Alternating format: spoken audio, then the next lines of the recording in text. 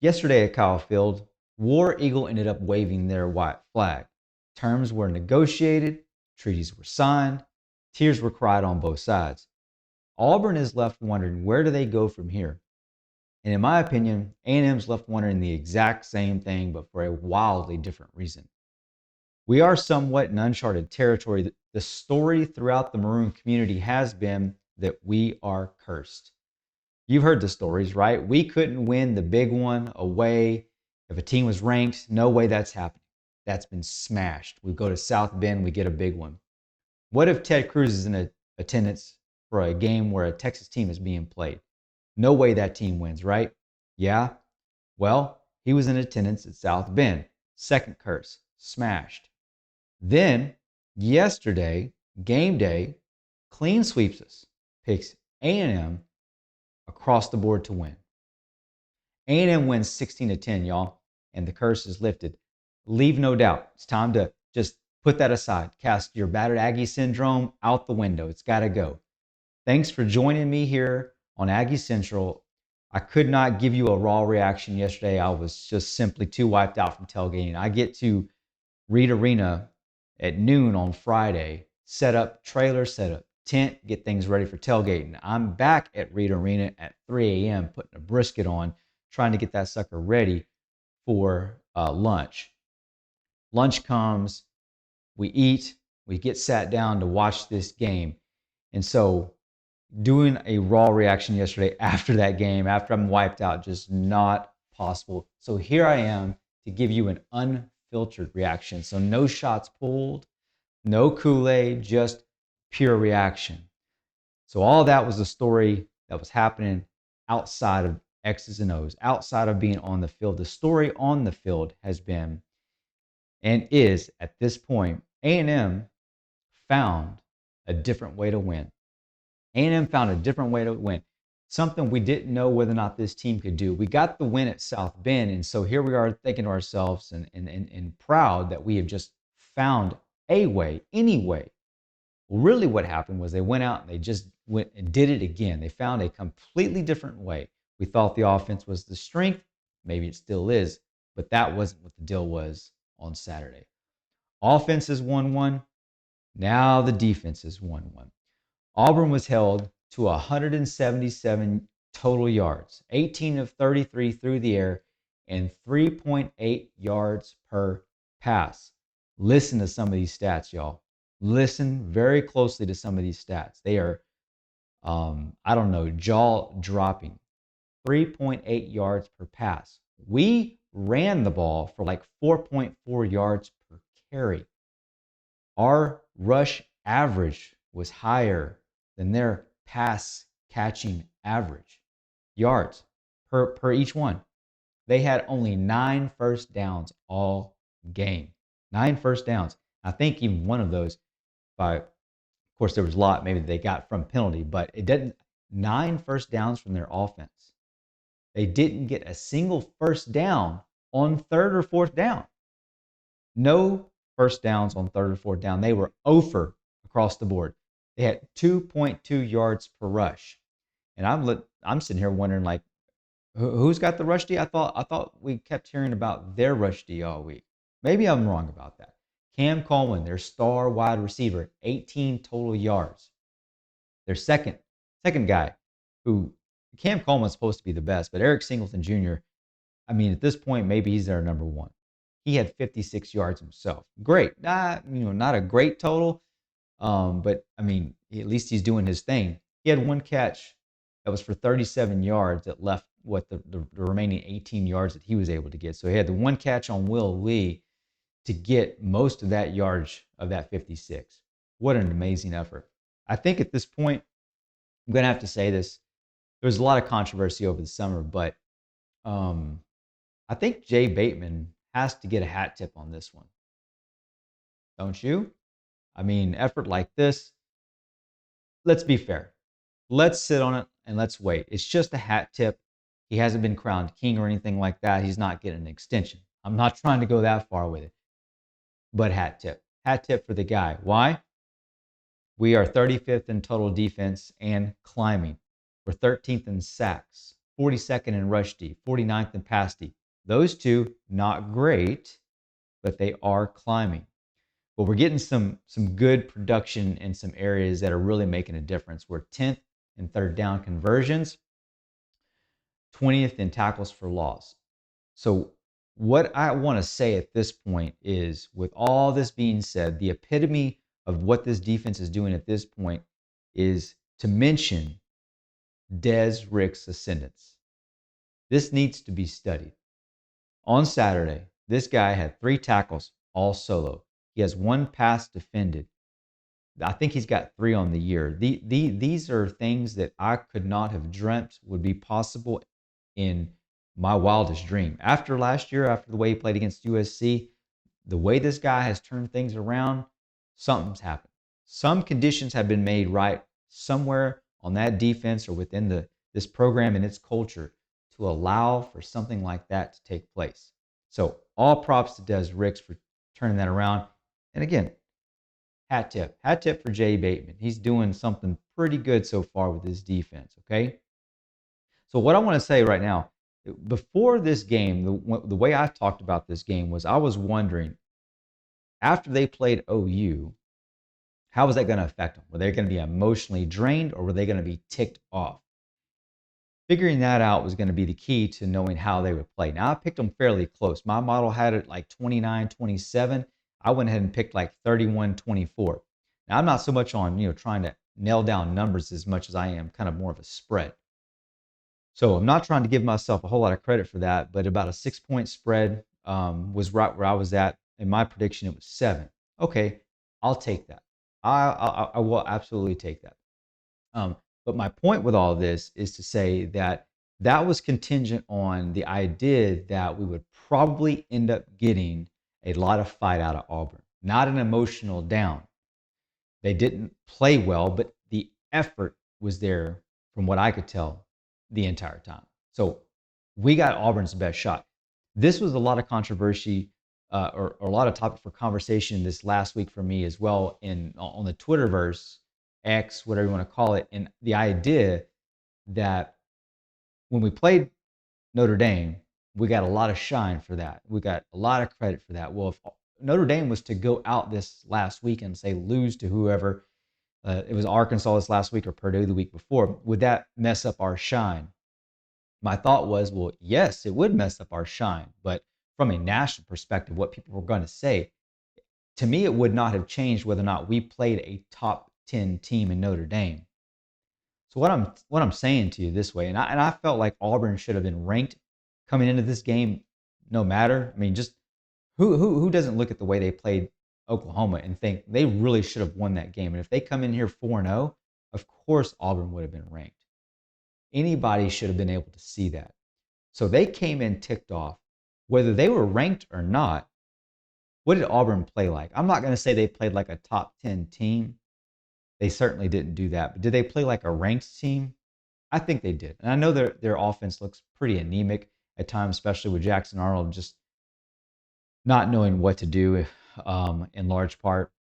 And they just can't seem to get the ball down the field to the wide receivers. But they played with giving us they gave us their best shot. That's just I think it's the best way to put it. I'm not going to say that they can go out and go ahead and win a whole bunch of games. They got a lot of problems that they need to answer. But when it talks about playing a big time physical game, it had all the earmarks of playing an Arkansas team of past, where sure you're probably still going to beat them no matter how you play, but you are going to come out battered afterwards because you are going to play in a physical game.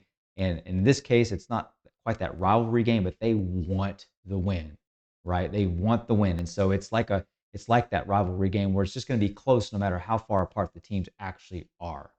We got their best shot. Auburn's defensive effort was there, but I want you to look at what we did in the face of all that. Okay, that to me tells the big story, because if I put these stats down on paper for you, you're not thinking 16-10, right? We had 414 total yards of offense. Marcel was 68% passing, 9.4 yards per catch, which is getting into actual elite territory for catches. Not, anything over 10 is got to be elite. 9.4 is excellent. So approaching that number. We had 207 yards on the ground. Moss gets his first 100-yard game. He lays down 139 yards. He's got a 6.6 average yards per carry. And Buddy, wow. I mean, just thinking about the things that were said coming into this game, where I think people were starting to doubt whether or not he could put a 100-yard game together and that was, going to be our team or not. We went out and just put it on him on the ground. That's what we did. KC gets his first 100-yard game. Remember, it's been Craver, for the first, 3 games? KC shows out yesterday. He puts up 100 yards receiving, and this is now our 4th consecutive game with a 100-yard receiver. I'm going to look that up. I didn't have time today. When is the last time we had 4 consecutive 100-yard receiving games? I don't know. I don't know. Of course, with that game, it was a very frustrating game to watch. The penalties were the big deal. That was the story of the concern probably for most of us. We go out there, we're executing, we're playing. Heck, like I said, we had 414 total yards. All that production, all that, and 16 points to show for it. It was a frustrating game. We got a few things we need to work on. The 2 things I've got, obviously, number 1, penalties. Penalties, okay? But I want to send out a big reminder. Actually, let me cover the first one, both of them first, okay? Deep ball, deep ball, deep ball. The deep ball is just not there. I think people are waiting probably to crown Marcel Reed, the whole passing narrative, lay it completely to rest when that deep ball hits. I think that's absolutely wrong to do. I think if you look at the other things that he's doing, he is absolutely a passer. That deep ball has just eluded him. That's okay. It has been what it is. If it ever comes around, it's really going to be something that's going to vault this offense into just a next level. I can diagnose that all I want. I don't know jack about nothing. This is Sunday morning armchair quarterbacking this, I suppose. But I think there's a couple things mechanically he needs to do a little differently. I think he's well at the intermediate range because his arm motion's quite a bit. It's more abbreviated. He's got such a long arm that I think it's a little difficult for him to control his arm speed on long throws. When you're trying to get the difference between 5 yards, that makes a big difference. Think about his intermediate throws from 10 to 20 yards as in the difference between throwing a cutter and throwing a fastball. Like you can pretty much throw those with the same arm velocity, but you're just going to change the ball in your hand in large part. And so he can put those intermediate throws in there, this basically the same speed that he's throwing these deep balls. But for that variation, that touch, you almost need like a continuous clutch kind of situation so that you can vary it with exactly what you need. And I think that's part of his issue there. And so that'll come with time. Thankfully, it hasn't been a backbreaker, but when it goes in our favor, it's going to be shame on some defenses, especially for our points production. So we need to work on deep ball. We need to work on penalties. What I will remind you, though, about is what it was coming out of the Notre Dame game, right? What were the things that we needed to work on coming out of the Notre Dame game? 1, rush D. 2, tackling. So all I want to say for these is, how are we feeling about those 2 things after the Auburn game? Torian York comes out and has him a game. He's been struggling tackling. Did he have a tackling issue today? No. Negative. Guy came out and balled. Big game out of Torian York. Huge game. How was our rush D? Well, we already went over that, didn't we? How many yards did we give up? Let's go back and double check that. You know what? I may not have actually said it verbatim. So I am going to go look it up right now. We gave up a total of 52 yards rushing. 52 yards rushing. So was that fixed? Without a question, correct? Without a question. We can think whatever we want about Auburn's rush offense. It's been pretty decent. I mean, they didn't do well against OU, but it's been there. I mean, that's an elite defense, right? That's what we were told coming into this whole thing in the first place. They were going to be able to get the ball out to the wide receivers. It was going to open up their rush game a little bit. They were going to kind of have the same issue that we thought maybe we might be able to exploit with our wide receivers, and they were going to be able to run it, but they weren't. So either or, I don't really care how we want to play it. We said the rush D needed to be fixed. In large part, had to do with just tackling when you're there. To me, it's been fixed. Now that doesn't mean it's going to be great next game, but it was addressed. That's the whole point. We have two things we need to address: that long ball, and more importantly, I think, is the penalties. Elko said if he knew how to fix it, he would. I think that's about as honest answer as you're going to get. Not everything has a precise prescription, but thinking about the way he addressed the other two things, I feel real confident in the man that he's going to address the penalties as best as he possibly can. I expect him to be wildly cut down this next game. So that's what I think we're going to work on. How about I'm going to leave you with a few things to watch out for, okay? Some negatives, some positives, maybe not negatives, but just some things to watch out for, okay? At this point, we have won 2 games by less than 1 score, okay? This game, Notre Dame game.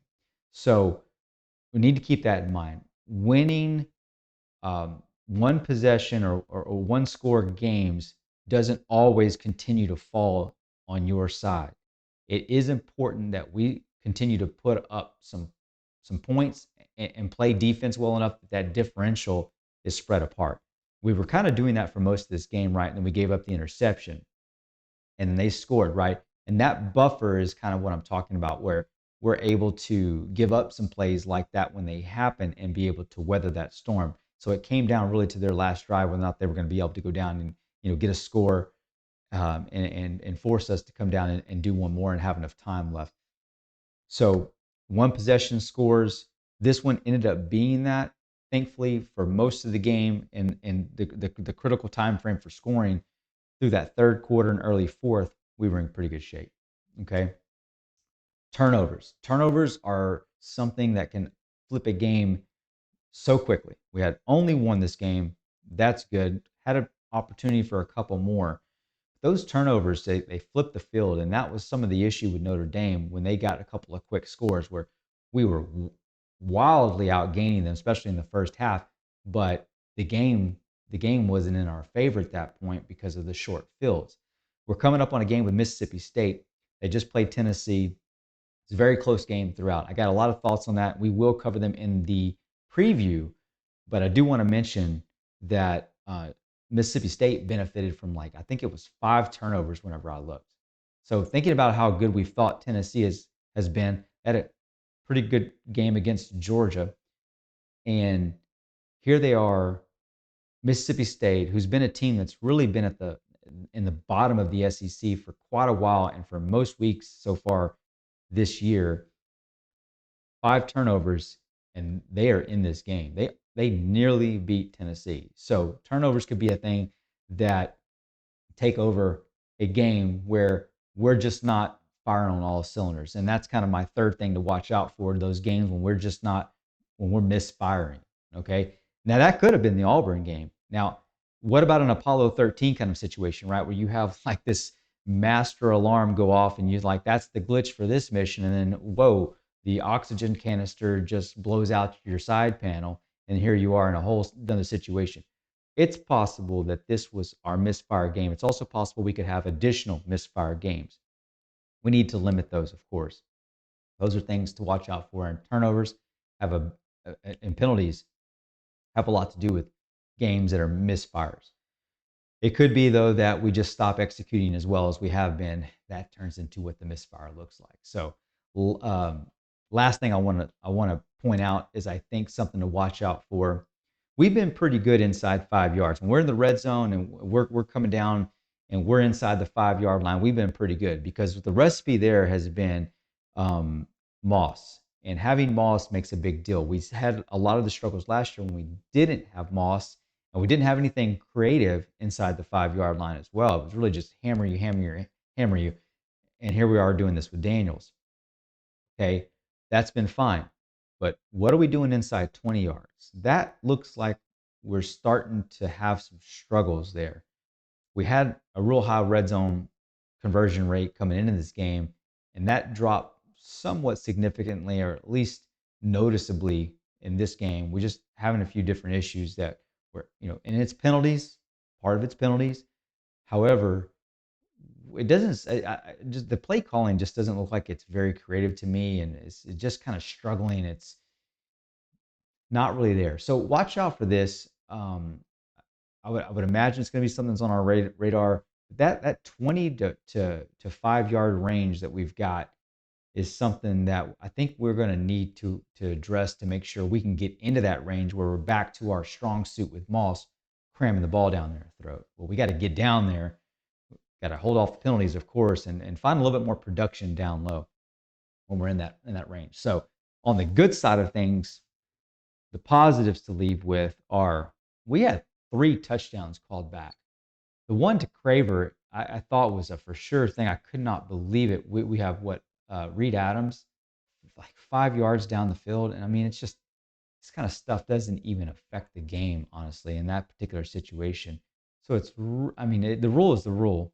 It's real headbangers. It's like, man, like, please, let's get some of this right. When the deep ball starts falling, we're not getting touchdowns. I mean, this could have been easily a 35-10 game, and then no one feels the way they feel about this. They're like, oh, this would be complete domination. And I'm going to avoid using the word domination, although I think if you wanted to use that yourself, I would not begrudge you. I'm not going to use domination. I'm going to use controlled. And we controlled this game. So much so that we led for 57 minutes and 46 seconds of the entire game. We scored with like 12-14 to go in the first quarter and didn't relinquish that. Did we even get tied? I don't think there was ever a moment it was tied. So 57 minutes, 40 seconds, 57 minutes, 46 seconds, control the game. Possessed the ball for 34 minutes and overcame 119 yards and penalties with that one lone turnover and still won this game. That is a massive roadblock to overcome. Just absolutely massive, massive. So this team still goes out and gets that win, still 4-0, still lossless, and I don't know where else to go with this take on this game other than this team found a way to win when they needed to win. That maybe is turning into the identity of this team. It's not we're an offensive team or defensive team or passing team or rushing team. It may just be that winners know how to win. And if that's what we are, that's good enough for me. See you soon. If you want to do the whole like and subscribe thing, be my guest. I don't care for the subs. That's for you. And if you want to like, that'll help get you the algorithm for the preview, by all means. But with that, look out for the preview because we got Mississippi State coming up. All right. Thanks, Gig'em.